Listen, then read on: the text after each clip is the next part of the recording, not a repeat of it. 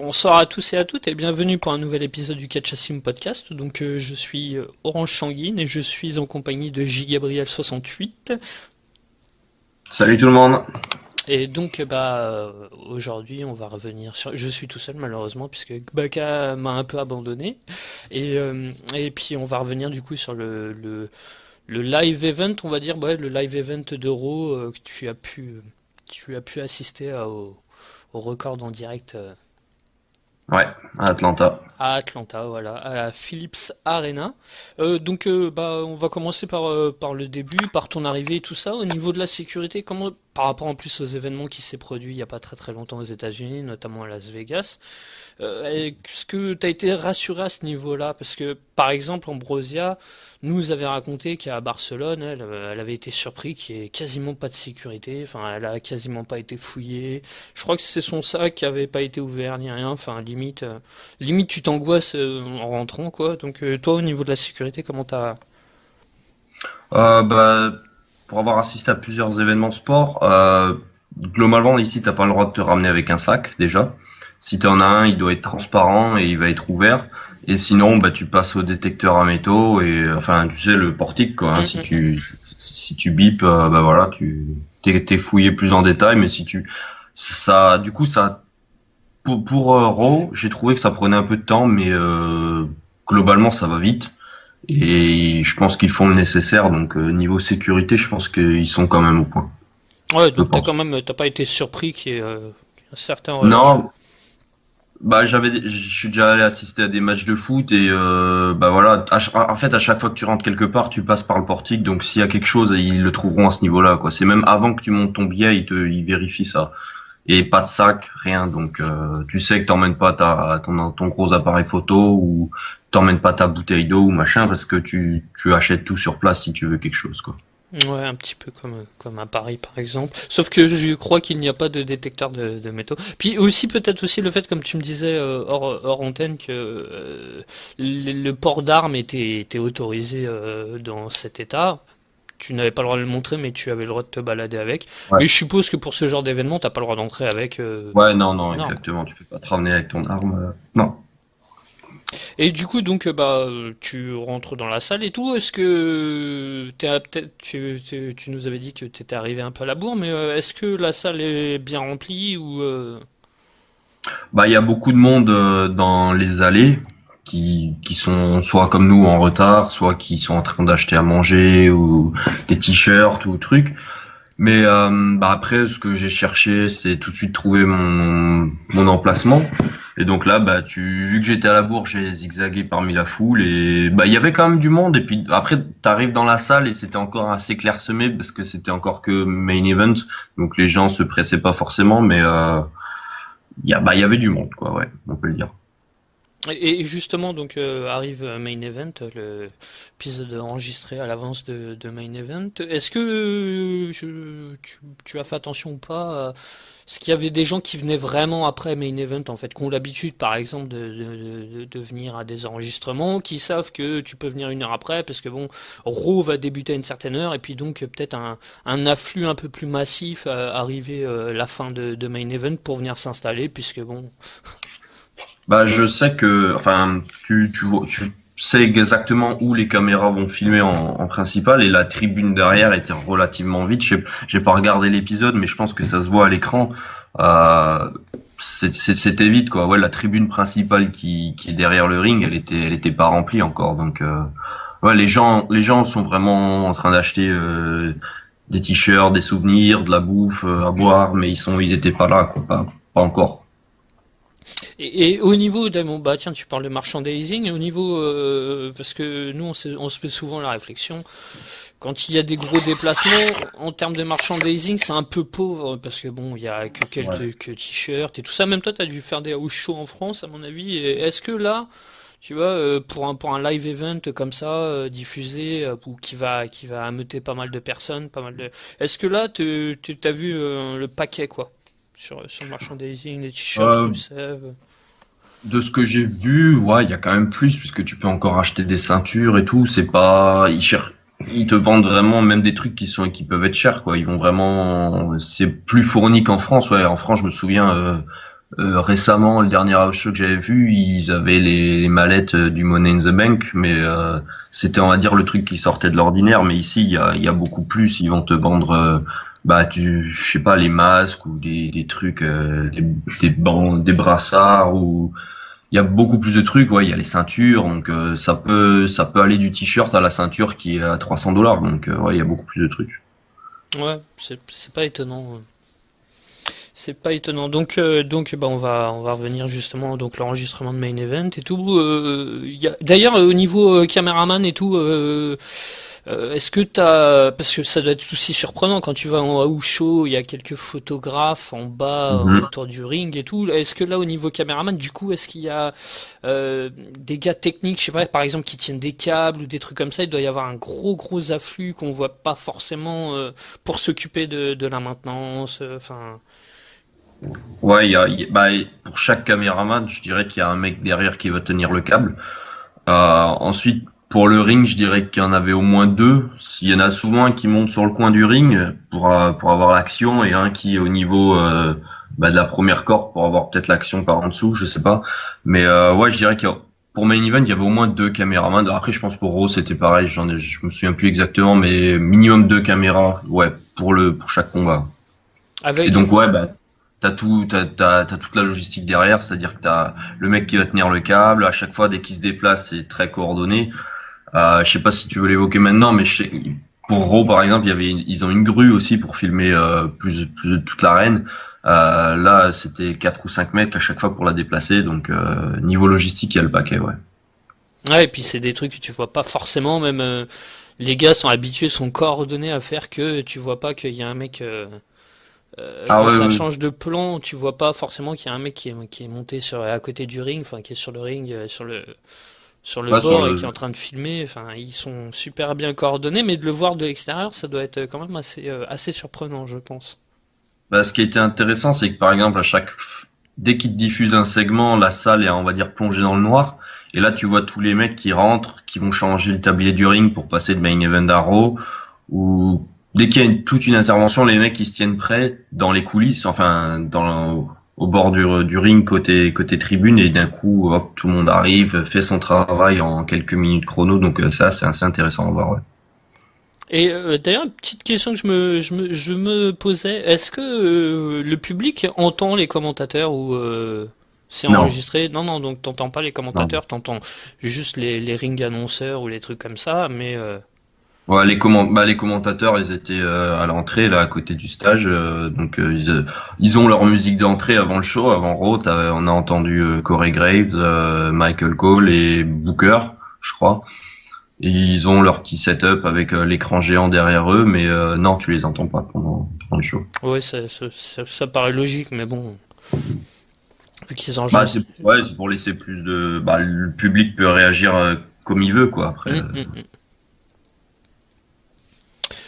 Donc ensuite, bah, débute Raw. ouais. Alors, tac, je me mets sur les résultats d'Euro pour voir un peu comment ça s'est passé. Est-ce qu'il y a plus ou moins, est-ce que tu as ressenti même pas qu'au début, mais plus ou moins de pop, peut-être envers des catcheurs auxquels on s'y attendrait pas. Par exemple, il y a Rusev dans certains états, il est assez apprécié et tout ça, malgré que ce soit un heel. Est-ce qu'il y a des catcheurs comme ça qui t'ont surpris dans leur popularité ou impopularité, bon, hormis peut-être Reigns, mais Popularité, je sais pas comment c'est pour les autres épisodes, parce que je me souviens plus vraiment, mais Kurt Angle, champion olympique aux Jeux Olympiques d'Atlanta, il a eu une pop de malade, donc ça m'a ah, vraiment surpris. Ouais, non, il a eu une des meilleures entrées de la soirée, pour moi. J'ai bien aimé celle du Miz. Le Miz a bien réagi aussi, malgré que ce soit un heel. Euh, En mauvaise réaction, je dirais que Jason Jordan, les gens s'en foutent un peu malheureusement.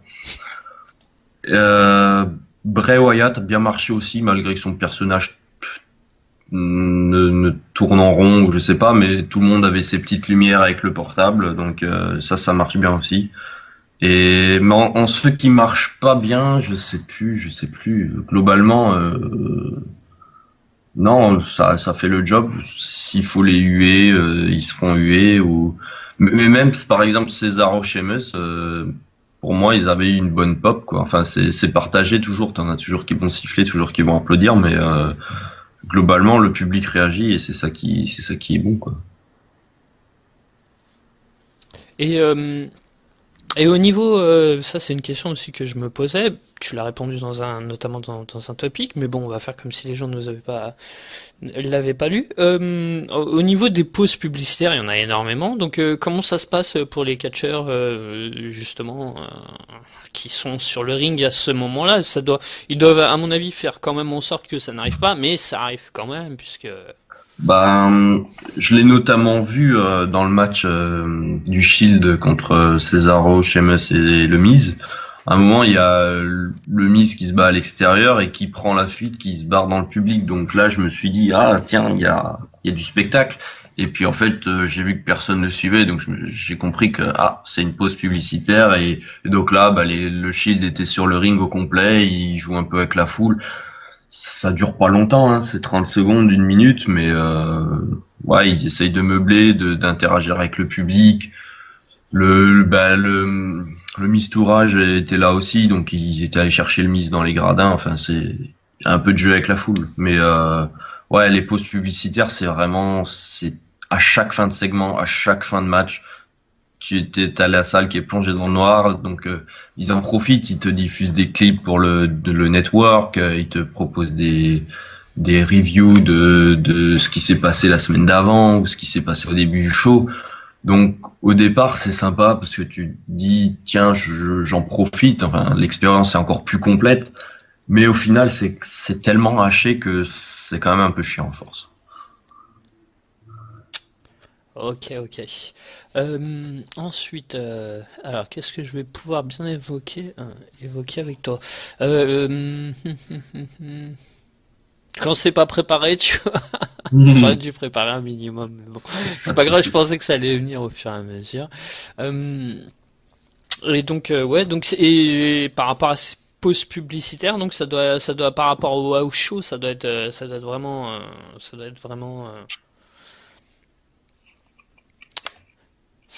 surprenant, quoi.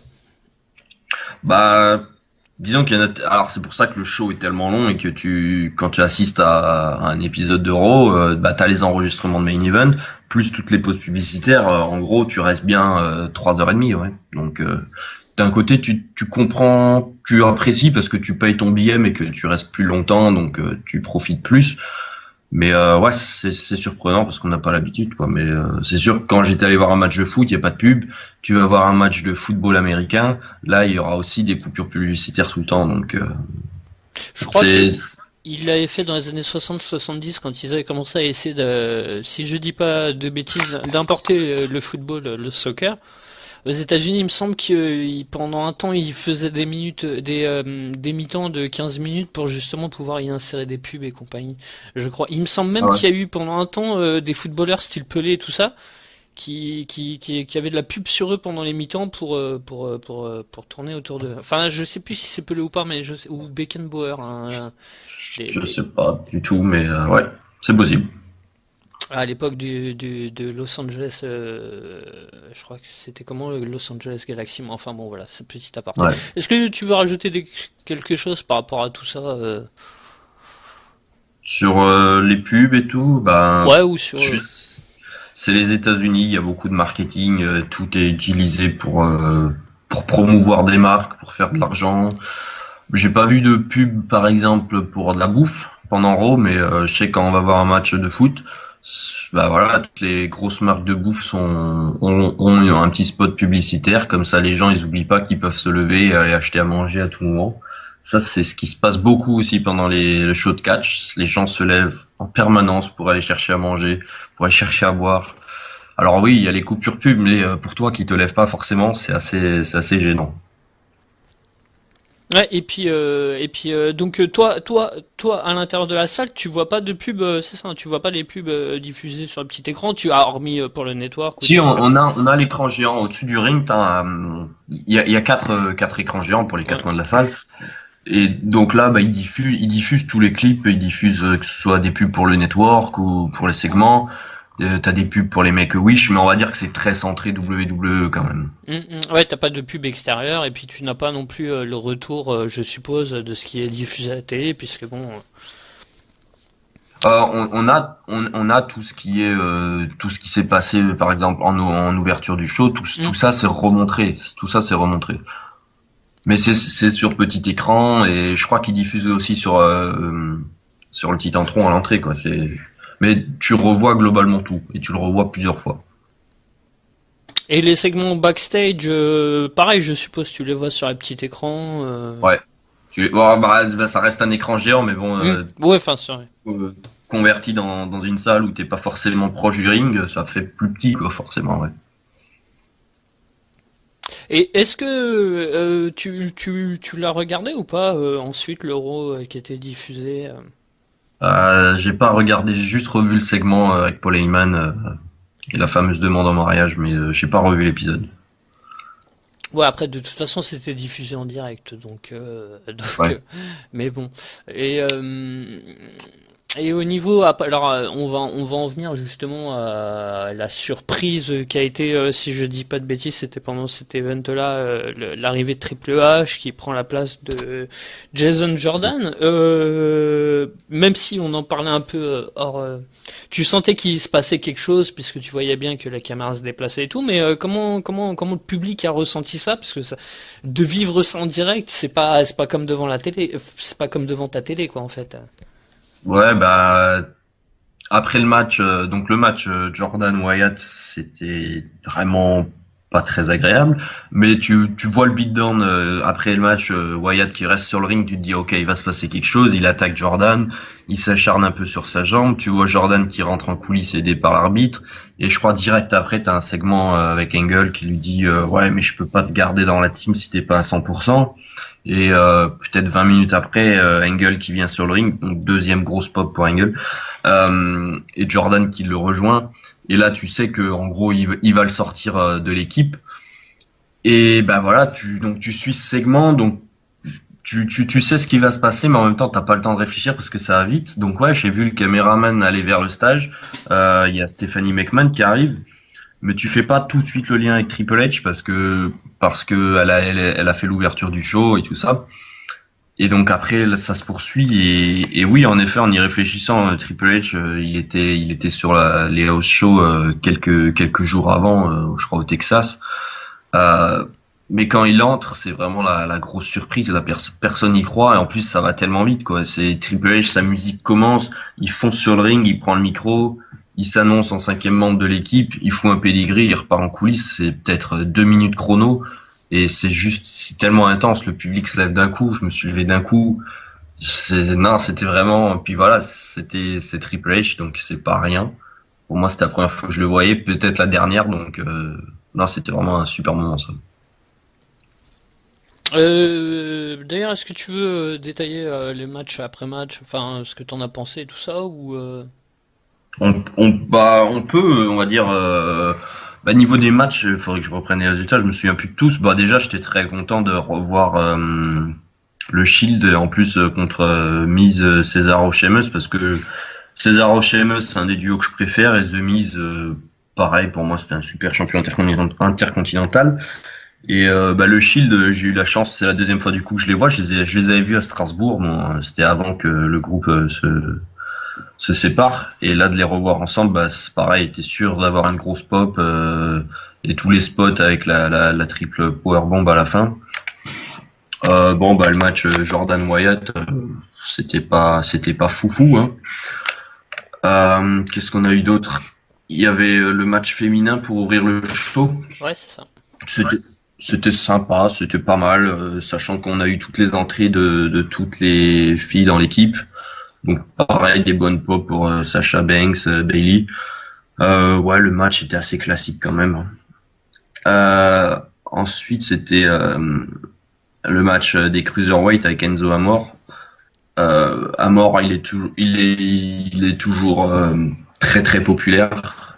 Le public reprend à fond son speech de début avant le match.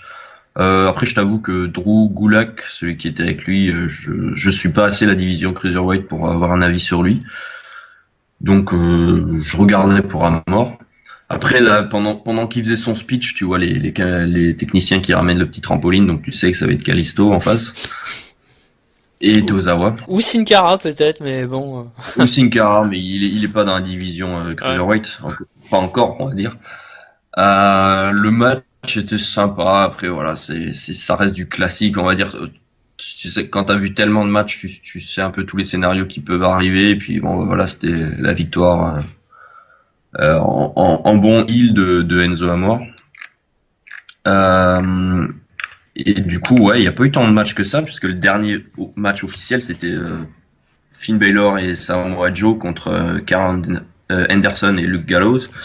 Ça, c'était plutôt sympa, on va dire. Bah déjà, j'ai pu voir Finn Balor, hein, c'est mon catcheur préféré.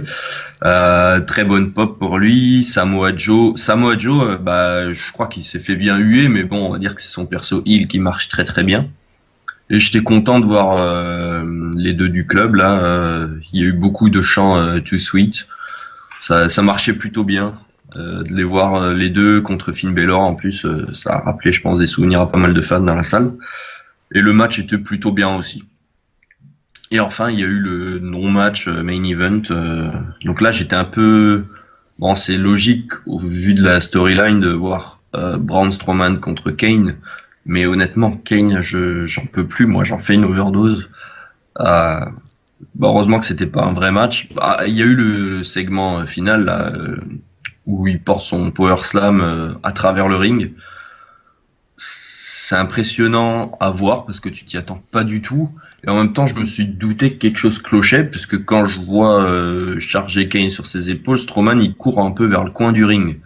Et je me dis, c'est bizarre, c'est l'arbitre qui était encore au milieu du ring. D'habitude, pour conclure le show, ils font ça en plein milieu, dans l'axe des caméras et tout ça. Là, ils partaient sur le coin du ring, donc je me suis dit, c'était bizarre. Mais quand ils traversent le ring, t'es obligé de réagir, t'es obligé de te lever et de te dire, oh, purée, c'était pas mal ça quand même. Donc, globalement, niveau match, à part le 3 contre 3, sinon c'était un peu pauvre quand même. Et justement, par rapport à ce qui s'est passé dans le main event, enfin à la fin du show, est-ce que tu peux, toi en tant que spectateur, est-ce que tu peux le sentir? Est-ce que par exemple tu as vu des techniciens arriver un petit peu avant pour démonter entre parenthèses le ring, puisqu'on se doute bien que le ring n'est pas comme ça dès le début. Enfin, ils ont dû faire quelque chose pour en venir à cette destruction. Bah honnêtement, alors après chaque fin de match, les techniciens interviennent auprès du ring et c'est ce que je me demandais, je sais pas pourquoi, parce qu'en fait le ring, déjà en house show t'entends beaucoup les bruits du ring. En live, enfin pour les shows télévisés, j'ai l'impression ils doivent mettre des micros parce que les chutes certaines, tu vois, t'entends un bruit mais c'est vraiment très fort, genre même quand l'arbitre tape le ring, c'est très très fort et puis des fois ça l'est pas. Donc je pense qu'il y a des micros déjà pour ça. Et ensuite, je sais pas si parce que les techniciens interviennent, ils resserrent toutes les ficelles, mais c'est pas pour changer le tablier du ring. Donc je me demande s'ils resserrent pas un peu le ring. Après, honnêtement, je crois pas les avoir vus intervenir dans ce coin du ring spécialement, pas plus spécialement qu'un autre coin du ring. Donc je saurais pas te dire comment ils ont préparé ça. D'accord. Et d'ailleurs, ce truc-là, parce que je regarde pas les weekly, j'aurais dû le regarder juste pour essayer justement de deviner. Je sais pas de truc. Ouais, je sais pas comment ils ont préparé ça. Honnêtement, parce que c'est de la logistique qui se passe dessous le ring. Bon après, c'est possible que j'ai pas fait attention, mais j'ai pas vu un technicien aller sous le ring faire quelque chose. Globalement, t'as 7, 8, 10 techniciens qui sont tout autour du ring. Comme dit, je sais pas ce qu'ils font, mais ils resserrent ces ficelles. Mais j'ai pas vu qu'ils travaillaient spécialement sur ce coin du ring. Donc je sais pas si c'est prêt dès le début du show ou s'ils l'ont fait pendant et que j'ai pas prêté attention. Puis ils doivent aussi possiblement un peu nettoyer le ring, je pense. En tout cas, sur certaines. Ouais, ils changent la surface du ring. Bah ils déjà le changent. Bah je sais, ouais, je crois, ouais, parce que bon, ils ont préparé le Miss TV, donc il y a un revêtement spécial, mais ouais, il me semble qu'ils changent le revêtement du ring, ils l'ont changé au moins une ou deux fois. En fait, ils sont super bien organisés. Ils enlèvent toutes les ficelles et machin, et puis ils le replient, mais ça va tellement vite. Mais ouais, il me semble qu'ils changent le revêtement du ring. Peut-être, je pense, ça doit glisser avec de la sueur ou je sais pas. C'est sûrement par mesure de sécurité. Ouais, ouais, et puis pour le coup, si par exemple t'as des segments avec Stephanie McMahon, elle va peut-être rentrer avec ses talons, des trucs comme ça, Ouais, parce voilà. que potentiellement un peu abîmer Ouais, c'est possible. le ring, et puis du coup, enfin ce genre de choses, comme il y a tellement de segments et tellement de. Ouais. Qu'est-ce qu'on pourrait évoquer maintenant? Est-ce qu'il y a des trucs, je pense qu'on va pas tarder à s'arrêter, mais j'aurais pensé que ça fasse plus longtemps, mais je vois pas ce que je pourrais évoquer d'autre en fait avec toi, donc Ben, globalement, si je peux rajouter, ouais, vas-y, j'étais vas-y. très agréablement surpris. En fait, on l'oublie presque qu'il y a un champion du monde à Raw, mais j'étais très content de voir qu'il y avait Brock Lesnar ce soir-là. Je m'y attendais pas du tout en venant. Et bah voilà, de voir sur l'écran géant que Lesnar et Heyman sont programmés juste après, parce que voilà, tu vois Brock Lesnar, c'est quand même qu'on l'aime ou qu'on l'aime pas, c'est quand même un sacré catcheur. Pareil, ça, très bonne pop quand il arrive. Et puis après, on a ce segment magique où, bah, dans la foule, on a une demande en mariage. Moi, je l'ai vu venir parce que ça commençait à s'agiter et ils avaient des petites pancartes, mais ça chantait pas vraiment. Et puis quand ils ont voulu, ouais, interrompre Heyman, ça a très bien marché. Et là, on a vu l'attention qui s'est tournée vers ce camp du public. Et j'ai revu le segment, enfin, comme à la télé, et ça marche très très bien. Et ça, c'était vraiment sûrement une très bonne partie du show, quoi. Sinon, bah, c'est peut-être un peu naïf, mais en fait, je m'attendais à voir de nouveau SmackDown débarquer, mais du coup, c'est l'inverse qui s'est passé puisque Raw a envahi SmackDown le Mm, lendemain mm, mm. pour le dernier show avant les Survivor Series. Donc, ouais, je m'attends, enfin, j'imaginais que c'était possible, mais ça s'est pas fait. En fait, tu comprends très vite que ça va pas se faire, donc. Et t'aurais aimé quand même. Ouais, bah j'aurais, bah surtout que John Cena venait d'être ajouté à l'équipe de SmackDown, donc je me suis dit ah John Cena qui débarque, ça pourrait être pas mal. Mais bon, au final, c'est plus logique que Raw attaque SmackDown vu qu'il s'était fait attaquer en premier. Donc, mais globalement, ouais, on va dire que j'ai quand même été servi avec. Bah, j'ai eu Brock Lesnar, j'ai eu Triple H, euh, Kurt Angle, c'est une super pop. J'ai eu un très bon match 3 vs 3 avec le Shield. J'ai vu Finn Balor. Non, c'est quand même ouais, il y avait Samoa Joe aussi forcément. Donc globalement, c'était pour moi c'était un très bon show. Après, je pense que je sais pas globalement, je crois que sur le forum les gens ont plutôt apprécié le ce show-là, mais je pense qu'en live t'es forcé de l'apprécier parce que tu vois tout ça d'un œil différent, t'es pas derrière ton écran, te dire ok c'est un peu plat ce qui se passe parce qu'il y a toujours tu vas voir les réactions du public en live. Tu vois ce qui se passe sur le ring, tu vois les segments backstage. Donc ça, c'est tout le package de l'expérience qui fait que aller voir un show live, c'est vraiment quelque chose à part. C'est vraiment quelque chose qui va te faire vivre le truc différemment et t'es forcé de l'apprécier à la fin. Peu importe ce qui se passe, on va dire, peu importe le contenu, à la fin tu vas ressortir, tu seras content. Comme déjà c'est un peu déjà le cas pour les house shows, même si c'est un peu différent, parce que bon les house shows, comme le faisait remarquer KXL, tu connais un peu les résultats à l'avance, tu sais que les faces vont gagner, hormis Ouais, les c'est heels ça. qui sont Enfin, champions, quoi, mais. ouais, bah moi j'ai vu 3 house shows à Strasbourg.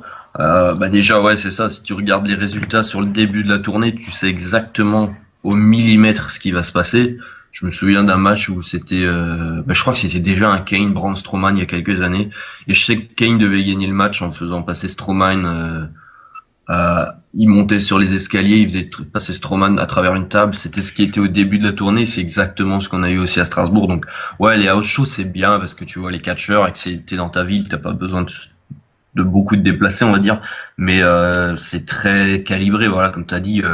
Tu sais qui va gagner chaque match, le face, voilà. Donc, c'est bien pour l'expérience, mais bon, maintenant que j'ai goûté à l'étape d'après, on va dire que ça va être un peu plus compliqué, je pense, que de retourner au show. Après, vous l'avez fait à Paris. Je pense que Paris, c'est peut-être différent. C'est peut-être, enfin, t'as la grande salle de Bercy, ça doit être plus impressionnant qu'à Strasbourg où maximum tu réunis 1500 personnes, quoi. Oui, après, ça reste quand même qu'un house show et donc des résultats peu surprenants, pas Ouais, de voilà, c'est changement de ça. ceinture, pas de. Alors que toi, justement, de par ce live event, tu peux potentiellement, s'il y avait un titre qui était remis en jeu, bah potentiellement il pouvait changer de main. Ouais, c'est Et puis ça. en plus, Ouais, c'est ce qui s'est passé un peu plus tard, puisque. ouais, ça a beaucoup changé de titre dans le build-up des Survivor Series, je trouve. Bah, le titre féminin à SmackDown a changé, les titres par équipe à Raw, donc ouais, c'est ça. Tu te dis qu'il peut y avoir des surprises potentiellement puisque c'est télévisé, donc voilà, même eux ils savent, enfin ils savent ce qu'ils vont faire, mais le public ne le sait pas. Et ça c'est vraiment intéressant, quoi. T'as ces effets de surprise qui est intact jusqu'au bout. Et ouais, non, ça c'est plutôt pas mal, quoi. Et pour en revenir à Lesnar, comment tu as trouvé le public vis-à-vis de lui, bah, du fait que voilà, il est pas souvent présent. Est-ce que tu l'as ressenti dans son, est-ce que les gens s'en foutaient un peu ou au contraire il a été hué comme pas possible ou... Euh, je me souviens plus s'il a été hué, mais en tout cas ça a fait du bruit, quoi. Ça reste Brock Lesnar, quoi. Ouais. Ça reste un champion du monde. Et puis après, qu'il soit un part-timer, c'est une chose, mais bon, il vient, enfin, le Raw à Atlanta, c'est une fois peut-être dans l'année ou deux. Les gens sont quand même très heureux d'avoir la chance de voir Brock Lesnar, sachant que comme t'as dit, il est pas tout le temps là, donc quand il est là, t'en profites. Donc tu vas pas rester indifférent, quoi. Et en plus, bah voilà, t'as Paul Heyman qui fait une promo, pareil, c'est le public. Enfin, il a son début de speech, le public le reprend à fond et ça marche super bien, quoi. C'est donc non, c'est c'est pas le mec dont tu t'en fous, en fait. Peu importe dans la situation dans laquelle tu le vois, tu vas pas t'en foutre. Ça reste Brock Lesnar. Et est-ce que tu as eu l'occasion de discuter avec des personnes là-bas sur place, avec des spectateurs ou Euh, Pas vraiment, parce que on va dire que mes voisins étaient pas les meilleurs du monde. Bah déjà, j'ai eu des soucis pour m'asseoir, hein, parce que tu arrives dans une salle, bah voilà, où ça parle anglais, donc et je vois que mon siège était occupé, donc ça m'a mis un peu de mauvaise humeur.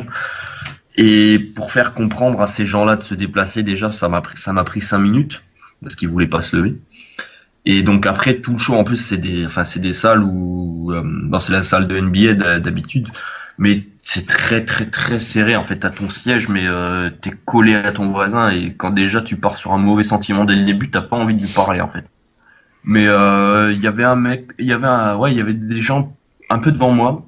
Alors le mec, il était tellement dans l'ambiance, c'est bien, ça fait plaisir, tu vois, il réagit à ce qui se passe. Mais ce qui est chiant, c'est qu'il va se lever à chaque fois et que du coup, toi, tu vois plus rien parce que si tu te lèves, tu vas voir forcément, mais tu vas gêner les autres, donc t'as pas trop envie de le faire.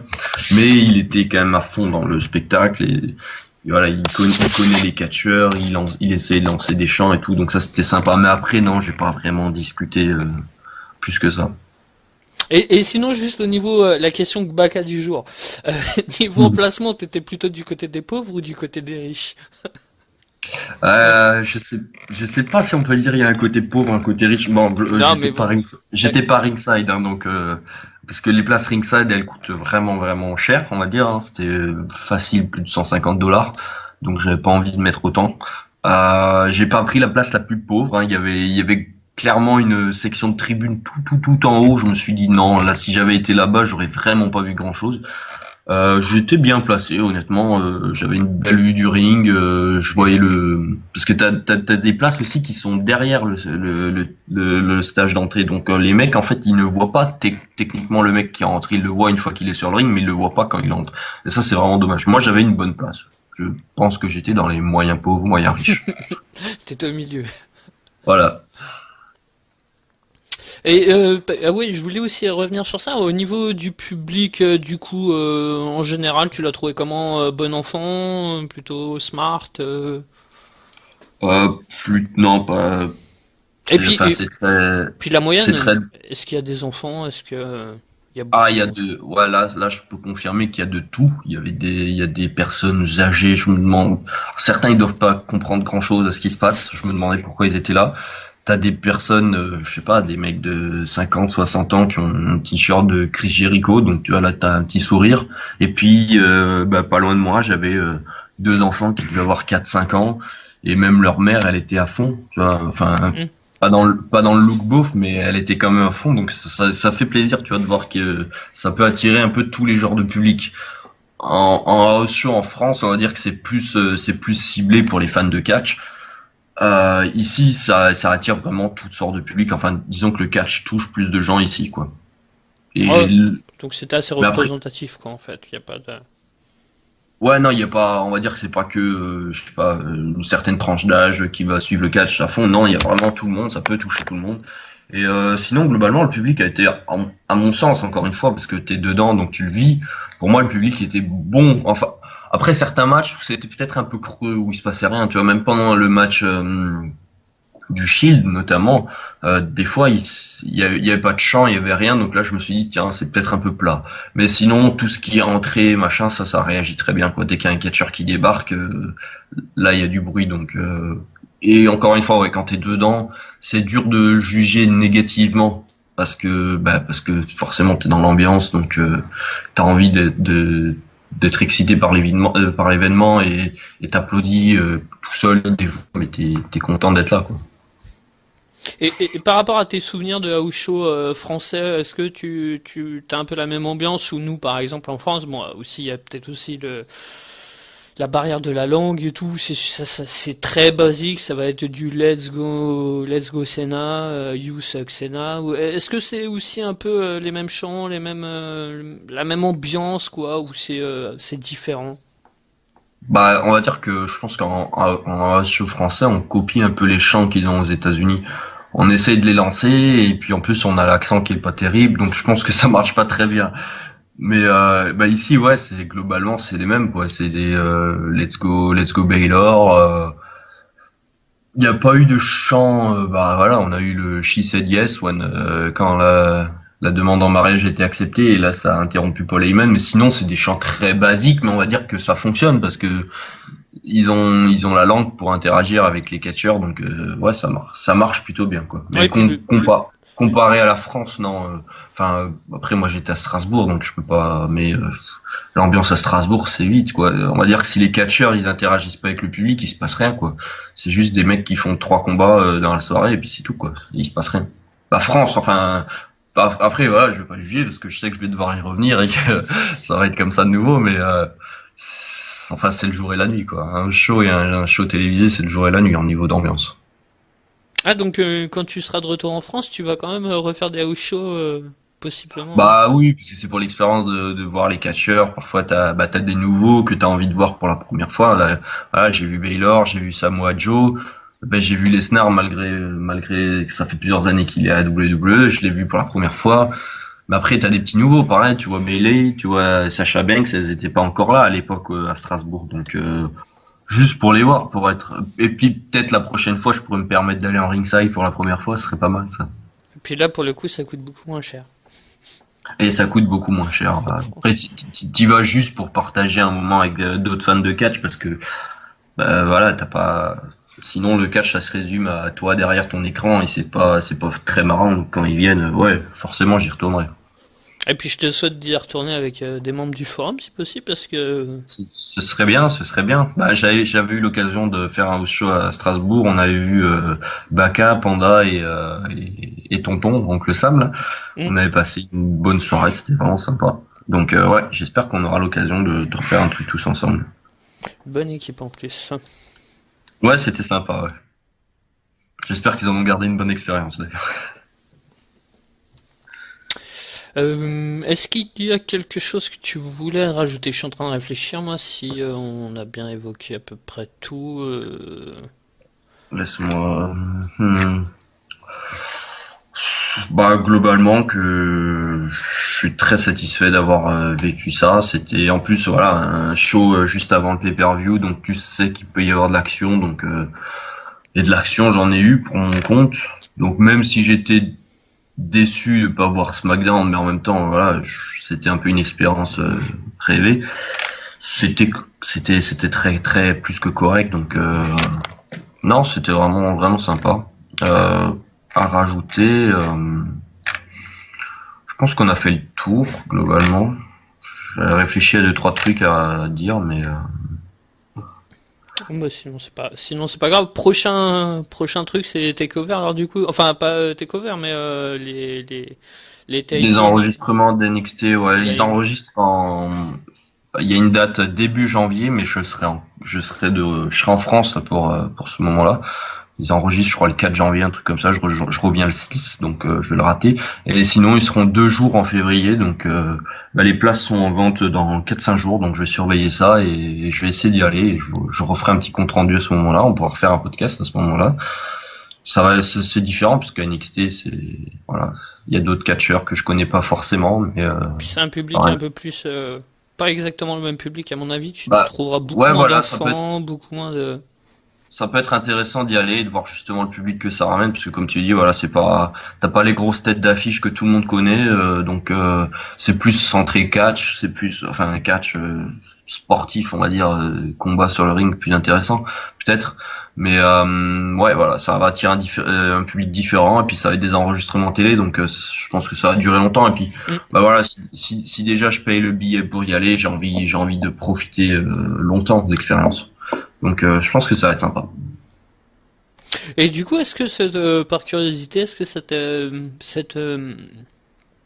cette expérience t'a donné envie de d'économiser pour investir plus tard pour potentiellement un pay-per-view par exemple ou Bah clairement, s'il y avait eu un pay-per-view à Atlanta, j'y serais allé, j'aurais foncé. J'ai regardé les prix pour WrestleMania qui est à la Nouvelle-Orléans.